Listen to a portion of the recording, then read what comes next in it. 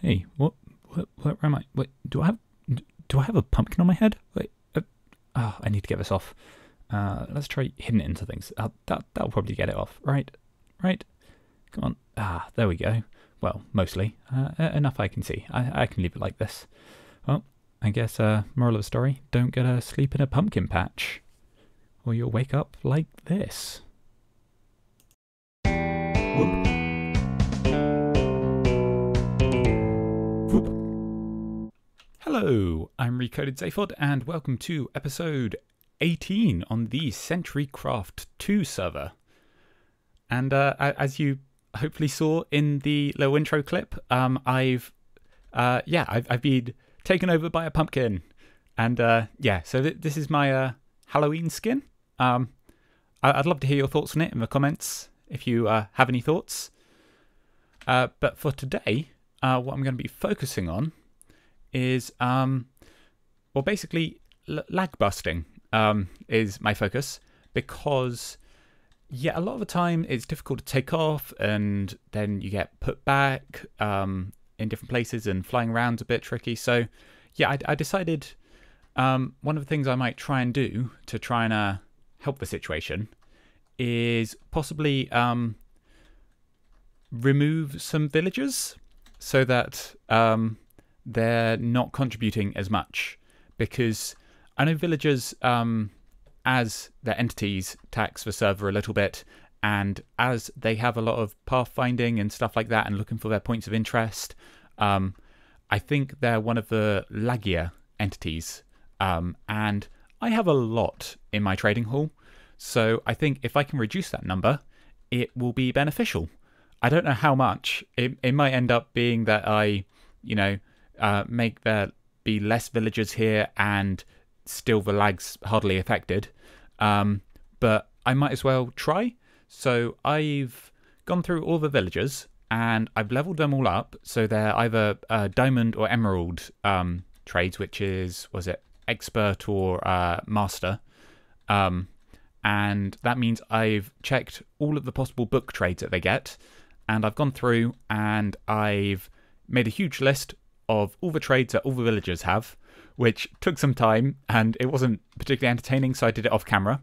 But I've done that, and now I've labelled the ones which I need to keep and which ones are redundant, because their book trades will be covered entirely by ones which I am keeping, so I can get rid of them. So I think the solution here, because I don't want to accidentally spread bad gossip about myself, is to get a flint and steel and dispose of, release the villagers that I don't want in the trading hall. Yes, that's what I'm doing. I'm going to be releasing them. Alright, so I think I've kept about half, maybe. So yeah, that's quite a few entities which the server should now not be needing to process. So hopefully that helps the lag of flying around and stuff like that. I've also wearing my elytra. Yeah. Oh wow, that takeoff went well. Let's put my armor on, because there are mobs around, like those guys.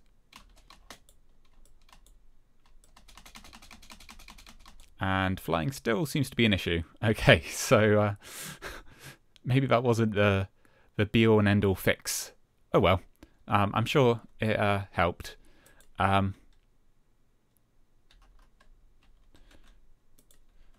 yeah, I was about to say, I've also turned off the iron farm, so you can see up there. I can end a pal up. The husk is... that miss? Nope, that's fine. It's just sitting here because I've turned this section of track off, and that means none of the villagers are getting scared and having to do anything, and not producing iron golems. A lot of them weren't anyway, because they'd lost their beds as their points of interest. Yeah, if beds count as point of interests, however you want to phrase that. But there's so much iron down here that I think the iron farm doesn't need to be on constantly. If we ever start to get low on iron, we can always turn it back on without too much difficulty just by starting that back up again. But yeah, for now I've turned it off because villagers getting scared, I think, does drain server resources as well, because it's they're trying to path around, try and find a place to get away from what they're being scared of. So yeah, hopefully that'll help as well.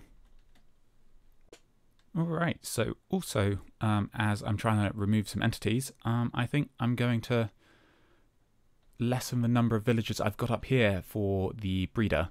I think it might be 20 that I've currently got up here. I think I could definitely take that down to, say, 8, maybe even 4. Because if I want any more villagers, I can breed up a few up here first and then get them to produce them quickly, I guess. So yeah, I think getting rid of a few of these is next on the list. Alright, so yeah, this has been reduced down to 4 villagers, which I think is an okay number to leave it at. So now I've got to release them without accidentally hitting any of them. There we go. And then I can open this back up. And yeah, I think it's okay leaving all the beds here. I don't think having a bed is going to cause extra lag for the villagers.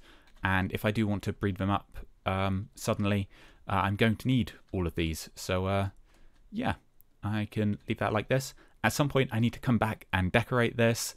I do have a rough plan, but I want to design it in creative and then come back and do it. So yeah, at some point this airship is actually going to get a full balloon and be decorated a bit more than just sitting up here in the sky. You might have noticed I've actually already put some vines on the side just here, and my hope is they'll grow all the way down and they can replace the scaffolding ladder which is currently here as a means of getting up, because I think it'd look better having a thinner hanging sort of vines than the scaffolding, because scaffolding looks too strong and permanent. If I could have unsupported ladders, I would. Actually, there's a thing with trapdoors and ladders, isn't there? That's something I could consider trying when I am designing this in creative. But yeah, back to lag busting. Let's see what else I can do. So it looks like my hopper minecart is probably not running underneath here anymore. Something's gone wrong. So yeah, there's been entities building up here a bit. I don't know how many there actually are, but yeah, I'm gonna run through and I'm gonna remove all of this bamboo, I think, for now, because I don't have space in my inventory right now. But yeah, I'm gonna make sure there's no entity sitting on the ground, and if I disable this, then also I'm not getting pistons firing and redstone updating, so that'll help with lag. Okay, so I also got 16 kelp from the top of this, which was just sitting here. So I think some obviously gets caught in these blocks here. So I'm definitely going to take out this row of kelp, because evidently when they get to the top, they sometimes don't go that way. And actually, I think for now, I'm just going to disable the whole thing. I'm going to take out all of the kelp, so I'm not having any piston updatey things going on at any point, because I've got more than I need of yeah, dried kelp blocks at the moment. So yeah, I'm just going to send all of this up, and I'm going to try and pick up as much as possible so it doesn't all go in to be smelted, which is where it'll go if I leave it. Okay. And so that should be this and that turned off. And honestly, I am thinking about getting rid of this bamboo farm entirely, because you can actually build zero-tick bamboo farms, which are both more efficient than this and more server-friendly in terms of lag. So yeah, I think I might actually remove all my glass bamboo boxes. And yeah, I'm not sure about the kelp though, because you can't zero-tick kelp, at least not to my knowledge. But then again, I'm not using it for very much, to be honest, and I'm getting quite a lot of coal from... yeah, I've got a load there, and I've got a whole load of stored up stuff. And yeah, I've got a fair bit of coal from both mining for random stuff and also hunting with the skeletons, because I've been doing that quite a bit. So yeah, I don't think I really need it. But also, I don't know if anyone else has a kelp farm, so I'm gonna leave it for now. But I think I might actually get rid of the entirety of this bamboo farm, because yeah, too much lag basically, and yeah, it's not that efficient, and I've got plenty anyway.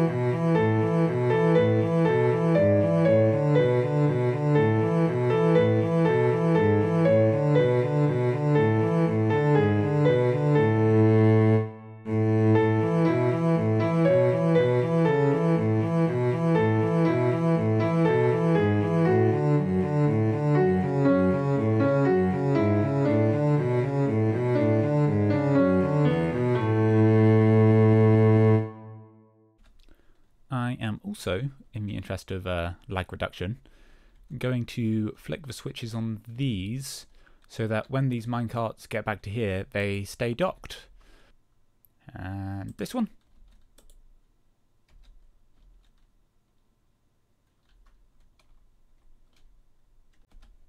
Alright, something else that I want to do, which isn't necessarily about lag, it's more about keeping the spawn chunks nice and friendly to everyone, is putting down a few beacons to get effects, and that means getting some beacons, so I need the nether stars for them, which means killing some withers.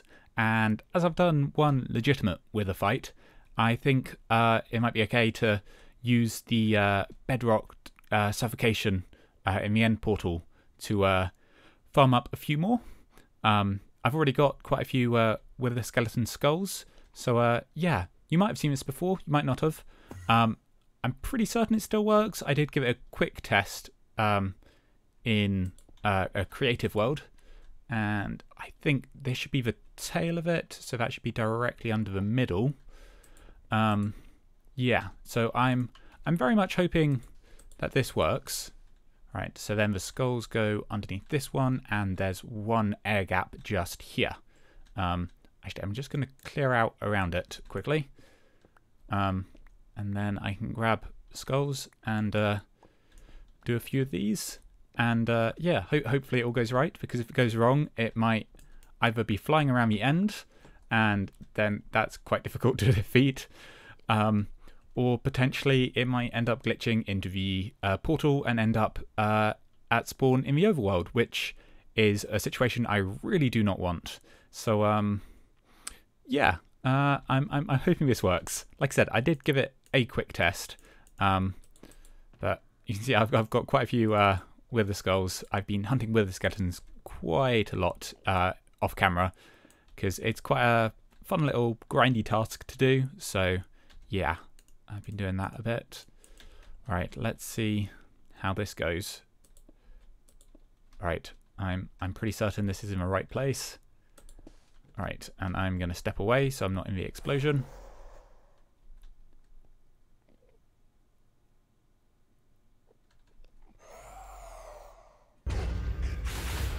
Okay, hasn't glitched out, so I should be able to just hit it with this.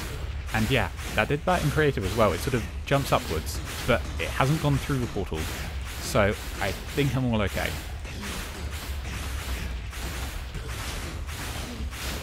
Right, here we go.